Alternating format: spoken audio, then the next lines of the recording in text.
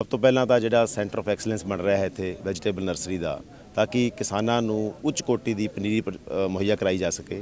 ਸੋ ਉਹ ਸਾਡਾ ਪ੍ਰੋਜੈਕਟ ਅਗਲੇ ਡੇਢ ਕੁ ਮਹੀਨੇ ਦੇ ਵਿੱਚ ਕੰਪਲੀਟ ਹੋ ਜਾਊਗਾ ਔਰ ਕਿਸਾਨਾਂ ਨੂੰ ਵਧੀਆ ਪਨੀਰੀ ਦਿੱਤੀ ਜਾਊਗੀ। ਇਹ ਸੂਬੇ ਦਾ ਸਭ ਤੋਂ ਵਧੀਆ ਸੈਂਟਰ ਆਫ ਐਕਸਲੈਂਸ ਹੋਊਗਾ। ਸੋ ਜੋ ਕਿ ਪੰਜਾਬ ਸਰਕਾਰ ਵੱਲੋਂ ਇਹਦਾ ਪੈਸਾ ਦਿੱਤਾ ਗਿਆ ਸੀਗਾ। ਸੋ ਪੰਜਾਬ ਐਗਰੋ ਨੂੰ ਦਿੱਤਾ ਗਿਆ ਸੀ ਇਹਦੀ ਜ਼ਿੰਮੇਵਾਰੀ ਕਿ ਇਹਨੂੰ ਇੰਪਲੀਮੈਂਟ ਕੀਤੇ ਜਾਵੇ। ਔਰ ਉਸ ਦੇ ਨਾਲ ਉਸ ਤੋਂ ਪਹਿਲਾਂ ਜਿਹੜੇ ਸਾਨੂੰ ਪੰਜਾਬ ਸਰਕਾਰ ਨੇ ਪੈਸੇ ਦਿੱਤੇ ਸੀਗੇ ਫॉर ਡਿਵਰਸੀਫਿਕੇਸ਼ਨ, ਉਹਦੇ ਨਾਲ ਅਸੀਂ ਕੈਰਟ ਦਾ ਇੱਕ ਪ੍ਰੋਜੈਕਟ ਸ਼ੁਰੂ ਕੀਤਾ ਸੀਗਾ ਤਾਂ ਕਿ ਇੰਟੈਗਰੇਟਿਡ ਡਿਵੈਲਪਮੈਂਟ ਹੋ ਸਕੇ।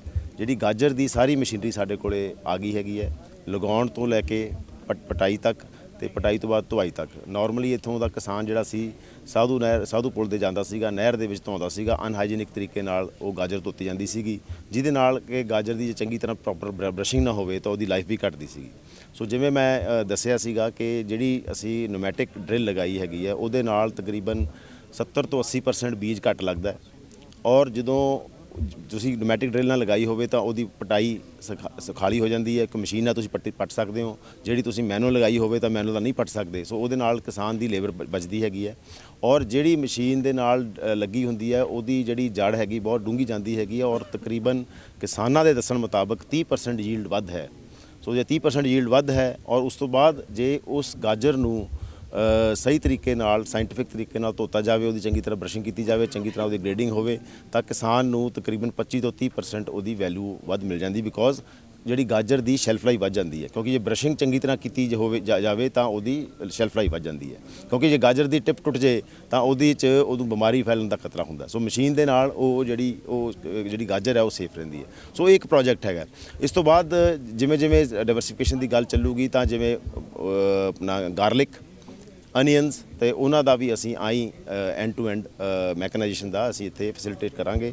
ਇਹ ਕਿਸਾਨ ਜਿਹੜੇ ਹੈਗੇ ਸਾਰੇ ਇਹ ਮਸ਼ੀਨਾਂ ਬੜੇ ਆਸਾਨੀ ਤਰੀਕੇ ਨਾਲ ਲਿਜਾ ਸਕਦੇ ਹੈਗੇ। ਕਿੰਨੂ ਦੀ ਕੇਅਰ ਦੇ ਬਾਰੇ ਕਹਿ ਰਹੇ ਸੀਗੇ? ਕਿੰਨੂ ਦੇ ਕੇਅਰ ਦੇ ਬਾਰੇ ਜਿਹੜਾ ਸੀ, ਉਹ ਕਿੰਨੂ ਦੀ ਜਿਹੜੀ ਛਿਲਕਾ ਹੁੰਦਾ ਹੈ, ਛਿਲਕੇ ਤੋਂ ਲਿਮੋਫਿਨ ਐਕਸਟਰੈਕਟ ਹੁੰਦੀ ਹੈ। ਉਹਦੇ 'ਤੇ ਪੰਜਾਬ ਐਗਰੋ ਨੇ ਰਿਸਰਚ ਕਰਵਾਈ ਸੀ ਪੰਜਾਬੀ ਯੂਨੀਵਰਸਿਟੀ ਦੇ ਨਾਲ।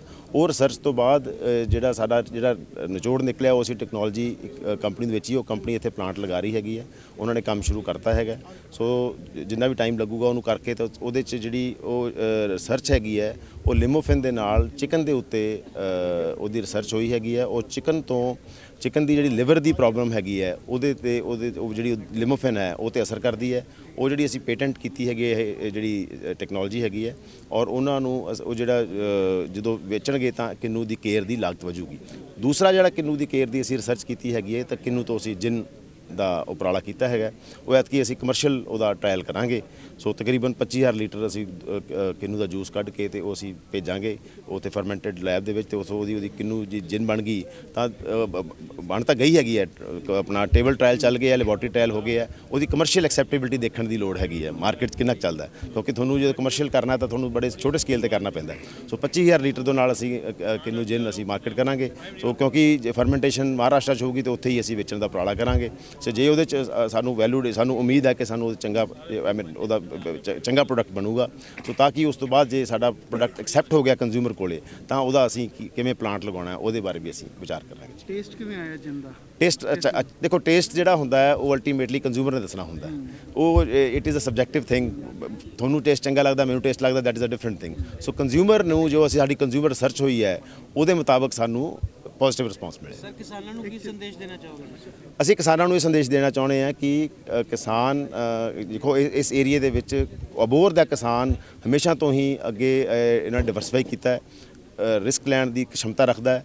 ਔਰ ਜੇ ਦੇਖਿਆ ਜਾਵੇ ਪੰਜਾਬ 'ਚ ਵੀ ਸਭ ਤੋਂ ਪਹਿਲਾਂ ਬਾਗਬਾਨੀ ਇੱਥੇ ਸ਼ੁਰੂ ਹੋਈ ਹੈ। ਸੋ ਦੈਟ ਮੀਨ ਸਭ ਤੋਂ ਪਹਿਲਾਂ ਡਿਵਰਸੀਫਿਕੇਸ਼ਨ ਇੱਥੋਂ ਸ਼ੁਰੂ ਹੋਈ ਹੈਗੀ। ਸੋ ਹੁਣ ਬਾਗਬਾਨੀ ਤੋਂ ਜਿਹੜਾ ਨੈਕਸਟ ਸਟੈਪ ਹੈਗਾ ਉਹ ਵੈਜੀਟੇਬਲਸ ਵਾਲੇ ਪਾਸੇ ਵੱਧ ਵੀ ਜਾਣਾ ਚਾਹੀਦਾ ਹੈ। ਔਰ ਕਿੰਨੂ ਦਾ ਆਪਾਂ ਹੁਣ ਬੇਸਿਕਲੀ ਸੈਚੂਰੇਸ਼ਨ ਪੁਆਇੰਟ 'ਤੇ ਪਹੁੰਚੇ ਹੋਏ ਹੈਗੇ ਹਾਂ। So we need to think beyond kinnow. So ਉਹਦੇ ਵਾਸਤੇ ਅਸੀਂ ਕਹਿੰਦੇ ਕਿਸਾਨ ਸਾਡਾ ਸਿਸਟਮ ਦੇਖੇ, ਸਾਡੀ ਫੈਸਿਲਿਟੀਜ਼ ਦੇਖੇ, ਕਿਸਾਨਾਂ ਦਾ ਹੀ ਇਹ ਪਲਾਂਟ ਹੈਗਾ। ਸੋ ਇਹ ਐਂਡ ਟੂ ਐਂਡ, ਸੋ ਜਿੱਥੋਂ ਬਿਜਾਈ ਤੋਂ ਲੈ ਕੇ ਪ੍ਰੋਸੈਸਿੰਗ ਤੱਕ ਅਸੀਂ ਸਾਰਾ ਕੰਮ ਇੱਥੇ ਕਰਦੇ ਹਾਂ। ਇੱਕ ਚਿੱਲੀ ਵੀ ਜਿਹੜੀ ਜਾਰੀ ਹੈਗੀ, ਐਕਸਪੋਰਟ ਹੋ ਰਿਹਾ ਇੱਥੋਂ ਜਿਹੜਾ? ਹਾਂਜੀ, ਚਿੱਲੀ ਦਾ ਜਿਹੜਾ ਬੇਸਿਕਲੀ ਹੈ, ਚਿੱਲੀ ਮਿਰਚਾਂ ਅਸੀਂ ਮਿਰਚਾਂ ਦੀ ਮਾਰਕੀਟ ਡਿਵੈਲਪ ਕੀਤੀ ਹੈ ਸਾਊਦੀ ਅਰੇਬੀਆ ਤੇ ਮਿਡਲ ਈਸਟ ਦੇ ਵਿੱਚ। ਸੋ ਚਿਲੀਜ਼, ਲਾਲ ਚਿਲੀਜ਼ ਦੀ ਪੇਸਟ ਬਣ ਕੇ ਇੱਥੋਂ ਅਸੀਂ ਐਕਸਪੋਰਟ ਕਰਦੇ ਹਾਂ। ਸੋ ਪਿਛਲੇ ਸਾਲ ਤਕਰੀਬਨ ਅਸੀਂ 23 ਕੰਟੇਨਰ ਐਕਸਪੋਰਟ ਕੀਤੇ ਸੀਗੇ। ਐਤਕੀ ਸਾਡਾ ਟਾਰਗੇਟ ਹੈਗਾ 60 ਪਲੱਸ ਦਾ। ਸੋ ਅਸੀਂ 42 ਕਰ ਚੁੱਕੇ ਹੈਗੇ ਹਾਂ, ਤੋਂ 60 ਅਸੀਂ ਅਚੀਵ ਕਰ ਲਾਂਗੇ। ਸੋ ਤੇ 23 ਤੋਂ 60 ਦਾ ਸਾਡੀ ਦੇਖੋ it is more than 100% growth. So ਉਹਦੇ ਨਾਲ ਕੀ ਹੈ ਕਿ ਬੈਕਵਰਡ ਇੰਟੈਗ੍ਰੇਸ਼ਨ ਕਰਕੇ ਅਸੀਂ ਜਿਹੜੀ ਮਿਰਚ ਹੈਗੀ ਆ ਉਹ ਕਿਸਾਨ ਤੋਂ ਲਵਾ ਕੇ ਉਹ ਕਿਸਾਨ ਉਹਦੀ ਕੰਟਰੈਕਟ ਫਾਰਮਿੰਗ ਕਰਨ ਲਈ ਉਹ ਕਰ ਜੋ ਜਿਵੇਂ ਕਰਨਾ ਕਰ ਲਵੇ। ਅਸੀਂ ਇੱਥੇ ਛੋਟੇ ਕਿਸਾਨ ਦੀ ਮਿਰਚ ਵੀ ਲੈਣ ਨੂੰ ਤਿਆਰ ਹੈਗੇ ਹਾਂ। ਸੋ ਹੁਣ ਅਸੀਂ ਨਾਲ ਦੀ ਨਾਲ ਰੈੱਡ ਚਿਲੀ ਤੋਂ ਬਾਅਦ ਅਸੀਂ ਗ੍ਰੀਨ ਚਿਲੀ ਦੀ ਪੇਸਟ ਦੀ ਵੀ ਅੱਜ ਸਭ ਤੋਂ ਪਹਿਲੇ ਦਿਨ ਟਰਾਇਲ ਸ਼ੁਰੂ ਕੀਤੀ ਹੈ। ਸੋ ਉਹਦਾ ਸਾਨੂੰ ਅਸੀਂ ਸੈਂਪਲ ਵੀ ਭੇਜੇ ਸੀਗੇ, ਥੋੜ੍ਹੀ ਜਿਹੀ ਐਕਸੈਪਟੇਬਿਲਿਟੀ ਹੋਈ ਹੈਗੀ ਹੈ। ਸੋ ਜੇ ਗ੍ਰੀਨ ਚਿਲੀ ਚੱਲਣ ਲੱਗੀ ਤਾਂ ਕਿਸਾਨ ਨੂੰ ਉਹਦੇ ਜ਼ਿਆਦਾ ਫਾਇਦਾ ਹੋਊਗਾ। ਦੇਖੋ ਸਾਡੀ ਤਾਂ ਕੋਸ਼ਿਸ਼ ਇਹੀ ਹੈ ਡਿਵਰਸੀਫਿਕੇਸ਼ਨ ਵਾਲੇ ਪਾਸੇ ਧਿਆਨ ਦੇਣ। ਉਹਦੇ ਨਾਲ ਅਸੀਂ ਇੱਕ ਆਈਕੋਫੀ ਲਗਾ ਰਹੇ ਹੈਗੇ ਹਾਂ, ਇੰਟੈਗਰੇਟਿਡ ਕੁਇਕ ਫਰੀਜ਼ਿੰਗ। ਸੋ ਉਹਦੇ ਨਾਲ ਜਿਹੜੀ ਉਹਦੀ प्रोड्यूस की लॉन्गेविटी बढ़ जाती है जी। मैं समझता हूँ कि अबोहर इलाके में माल्टे की और कीनों की खेती 60-70 साल पहले शुरू करी गई और वो अपने हिसाब से एक बहुत महत्वपूर्ण कदम था। वो बुज़ुर्गों ने के समय चालू हुई। अब मैं समझता हूँ कि यहाँ पे अगले 50 सालों के भविष्य की नींव रखी जा रही है, नींव रखी गई है और ये एग्रीकल्चर को सर्विस सेक्टर की इंडस्ट्री बनाने की कोशिश है कि किसान पसीने से खेती करे और किसान की जो बिजाई की मशीन है वो उसको यहाँ मिले, किसान के जो उसने हार्वेस्ट करना है उसकी मशीन यहाँ से मिले, जो उसको बीज चाहिए, जो पौध चाहिए सब्जी के लिए वो भी यहाँ पैदावार करके उसको देंगे। उसके सब्जी की यहाँ ग्रेडिंग भी होएगी और उसके सब्जी की यहाँ मार्केटिंग भी होएगी, क्योंकि किसान की सबसे बड़ी समस्या है मार्केटिंग की है। पैदा तो कर लेता है किसान, तो बाकी जो फैसिलिटी है वो फार्मर को मिलनी चाहिए। उसकी इन्वेस्टमेंट नहीं होनी चाहिए मशीनरी में, उसको ट्रैक्टर ख़रीदने की ज़रूरत नहीं होनी चाहिए, उसको बिजाई की मशीन महंगी आती हैं, वो पंजाब एग्रो सबको वो फैसिलिटी देगा। और मैं समझता हूँ कि ये ना ही केवल अबोहर का भविष्य है, मैं समझता हूँ ये पंजाब की और देश की खेती का सबसे एडवांस्ड मॉडल होएगा जो पूरे देश को अपनाना पड़ेगा इन फ्यूचर में। और जो ये नर्सरी का जो यहाँ ये centre for excellence for vegetable बन रहा है, ये जो सेंटर बन रहा है ये पूरे इंडिया का सबसे एडवांस्ड कोऑर्डिनेटेड सेटअप है, जहाँ पे बिना आदमी के हाथ लगे हुए सब्जी की पौध बनेगी।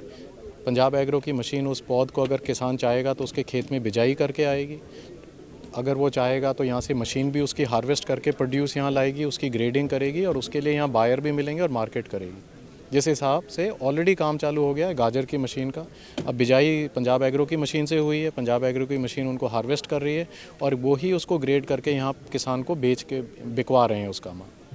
पूरे सेटअप लगने के बाद जो है पंजाब के किसानों को फ़ायदा हुआ इसका मतलब? नहीं जी, पूरा सेटअप लगने के बाद अबोहर के किसानों को फ़ायदा होएगा और इसको देखा देख इसकी कामयाबी से दूसरे सेंटर लग सकते हैं पंजाब में और दूसरे पूरे देश में ऐसे सेंटर लग सकते हैं कि एग्रीकल्चर एक सर्विस इंडस्ट्री बन जाए।